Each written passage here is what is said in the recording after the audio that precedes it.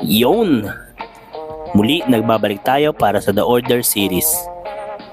Ngayon, ating titinan ang deposed founder ng grupo, The Fugitive Satoru Yotsumura. Siya ang founder ng Order at ang kanang kamay ng former chairman ng JAA. Dahil doon, si Satoru Yotsumura ang expected successor nito sa organisasyon.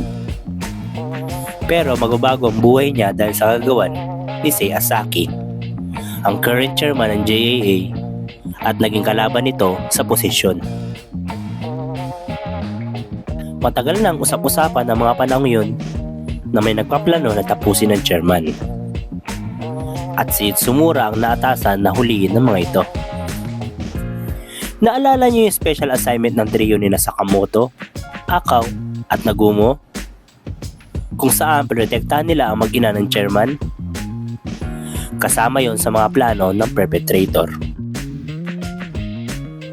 At nang malaman na ni Satoru kung sino ang mastermind, pinigilan siya ng asawa nitong Shishino na kasabot din pala sa plano. At in-hostage pa nito ang anak nilang si Amane. Ang ending, tinapos ni Yotsumura ang kanyang asawa at nailigtas ang bata sa kapamakan. Pero, free-name up siya ni Asaki sa pagpaslang sa chairman, dahilan para maging wanted siya sa JAA at tuluyan na niyang iniwan ang organisasyon.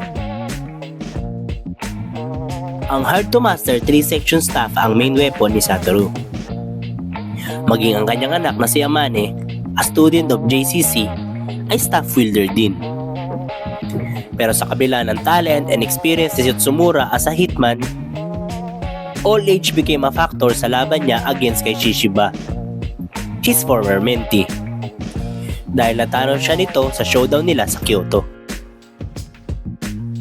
But at a sudden turn of events, he was rescued by Nagumo nang nalaglag ito sa ilog after ng labanan nila ni Shishiba. And they were able to make a deal kung saan iimbestigahan ni Satoru ang JAA in the shadows.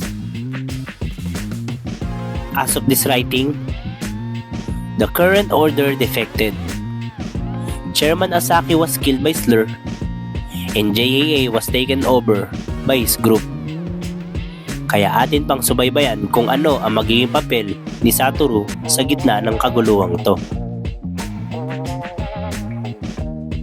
Kaya naman kung may anime, manga related topic kayo na gusto nyong i-feature namin, just comment down below or DM us.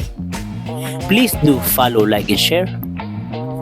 See you sa next video.